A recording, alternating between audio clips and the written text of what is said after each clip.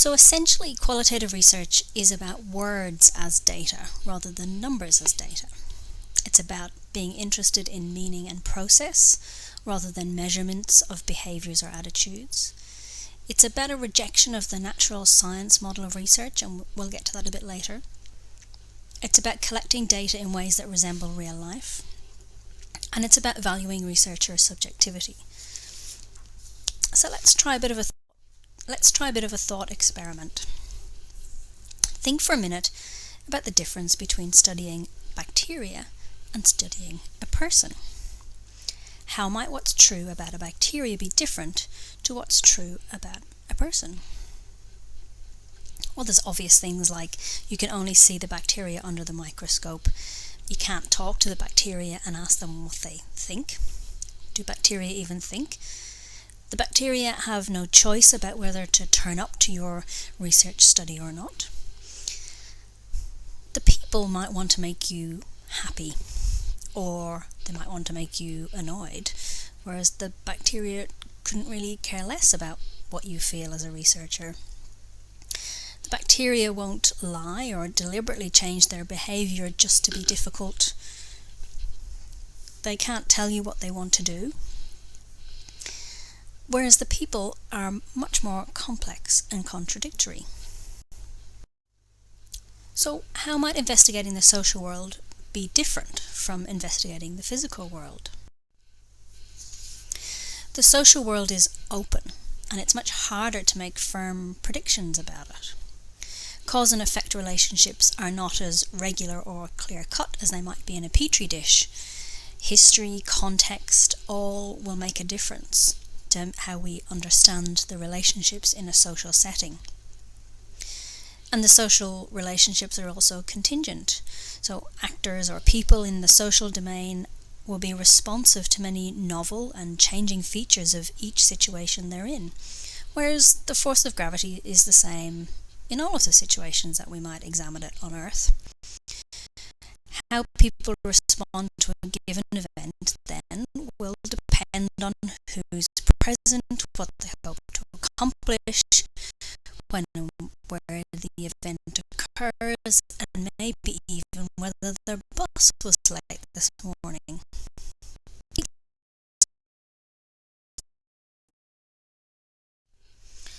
Humans act intentionally, and their agency is important.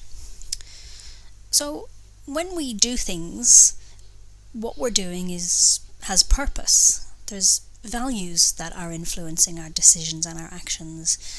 Often we're goal-directed. We want to achieve something in particular. We have an intention. People, however constrained, can choose, they can change. What they're going to do next is not entirely predictable based on the past, even if it's the difference between 5 minutes ago and in the next 5 minutes. Also, people hope. They look for reasons. They're not merely passive in their lives. You can see here a kind of contrast with that kind of old-fashioned behaviorism, that kind of Pavlov's dog stuff that did assume that people were passive and just responded to things, whereas we know that that's not true.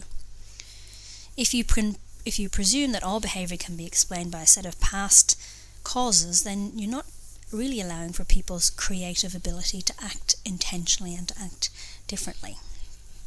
And perhaps the last and most frustrating thing for those of us working in health promotion, people can believe one thing and then do something completely different.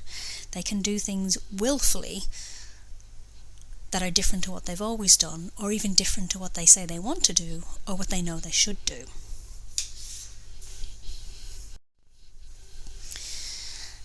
The linguistic foundations of social reality are crucial.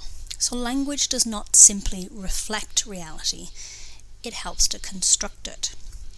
So what that means is that in our social world, the way that we talk about things changes them. In the natural world, that's a lot less true. So if we look at the moon, it doesn't matter if we talk about it as being cheese, it doesn't make any difference. The moon does what the moon does, and the way we talk about it isn't going to change that. Whereas there's lots of things in a social world that the way we talk about them will change how they work and the consequences and the meanings that those things have for people.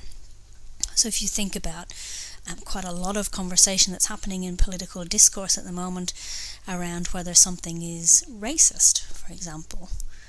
So those are difficult conversations, but they're often a debate about the meaning of language, of the words that people are using, and it's about what their intentions are, and it's about the history and the context of the particular language that they're using or the actions that we can observe.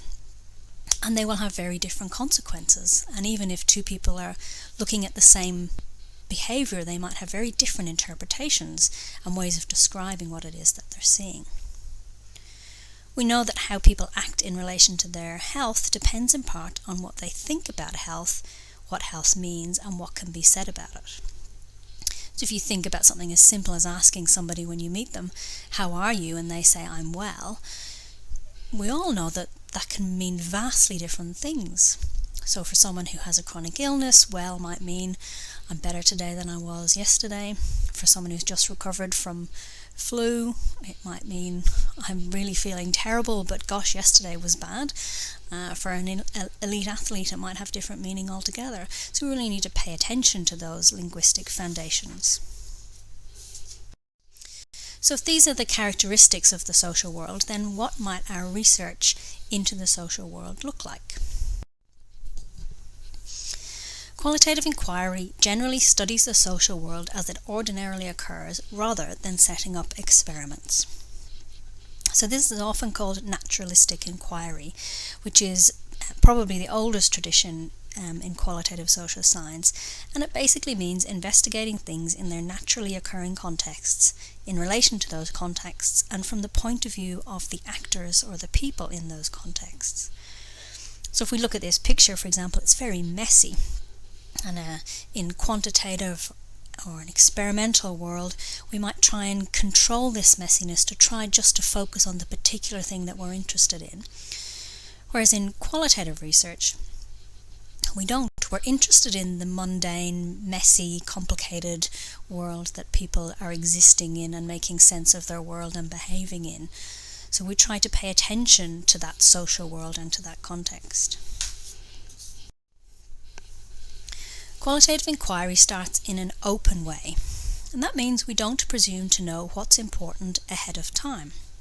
We ask open-ended questions as our research questions, and we're prepared to be surprised. So this idea of discovery is very important in qualitative research. If we already knew what the answer was, then we'd probably just do a survey to find out how many people think that thing. Whereas in qualitative research, we kind of want to know, well, what can be thought? What are the ways that people think about something? So we have to start in an open kind of way.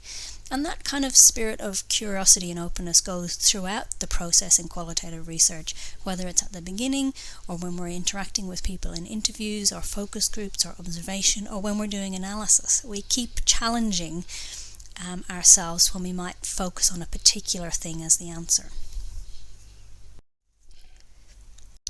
So in qualitative research, we're not testing hypotheses and we're not measuring differences between groups. We're also not aiming for replication, and that's because knowledge comes from and makes sense in the context in which it was generated. So we would never assume that we would hear the same thing from people every time we ask them. So if we ask people questions in different contexts, we might get different interpretations of things. So the context and the particular are important. So in qualitative research, we attend to language and meaning and the context or situation in which they occur. And finally, the bit that sometimes is one of the first kind of culture shock challenges for people is the idea that knowledge cannot be uncontaminated. So knowledge always comes from somewhere, a context, and that means it can never be neutral. What we see and understand always reflects our experiences and our belief systems. We call this our subjectivity. In a quantitative or a natural science paradigm, this might be seen as bias and something that we worry about and try to control or to avoid or to manage. Well, in qualitative research, we call it subjectivity, and we see that it is something that's unavoidable. You can't leave your subjectivity at the door of the university or the lab or wherever you're doing your work. We need to be aware of our subjectivity and pay attention to how it might be influencing the way that we're doing our research and how we interact with our participants or the way we interact with our analysis. But it's not something that we can pretend to be able to avoid. Again, that's something that will come up a couple more times. So one of the papers we set as your readings, the British Medical Journal paper from Pope and Mays in 1995, they're talking about why qualitative research methods might be useful in health services research. And you'll see from the kinds of examples that they give and some of the ones I've got here, there's lots of ways in which qualitative research can do important things, that we generate important knowledge that we need in order to address the problems we're facing that we can't get from quantitative. So qualitative and quantitative research approaches are different, and it's not a battle, and a lot of the work that I do uses both qualitative and quantitative, often in the same project. Sometimes I'm doing more qual or more quant, and there used to be a battle, but I think that we've all moved a bit beyond that, because it's about understanding and valuing the uniqueness of both qualitative and quantitative. Our choice about which one to use should be driven by what we need to know in order to address the problem, not by which one we think is the best or that's the one we know how to do. So they answer different research questions. So qualitative tends to be interested in how do things work. So what happens, or what is the process, or how and why do people act in particular kinds of ways, or about what do things mean. So how do people understand or interpret the behavior of other people or their own behavior? How do they make sense of the world around them?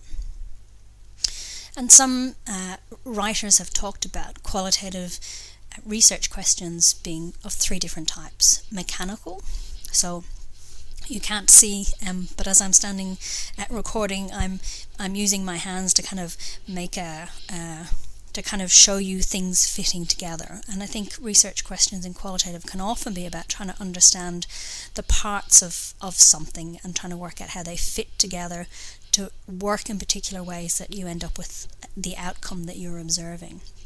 So what is, how does, why does, research questions that start in that way. Or sometimes they're comparative, so looking at different groups of people or different settings. I saw a paper the other day I read that was about different people's experiences of alcohol treatment in a hospital setting versus in a community setting. And there's quite a lot of work that will look at that kind of thing in relation to specific populations, for example, that community settings are perceived to be better than a hospital setting, and so we can use qualitative research to explore that. Or we might have questions that are developmental, so looking at how a particular health policy or a particular way of doing something or making sense of something has emerged over time. Whereas in quantitative, our research questions tend to be more about causal, enumerating, kind of looking at what predicts particular kinds of outcomes. So I want you to go back to the activity that I invited you to do in the first part of this lecture, and think now about qualitative research. Has anything changed about how you think about it?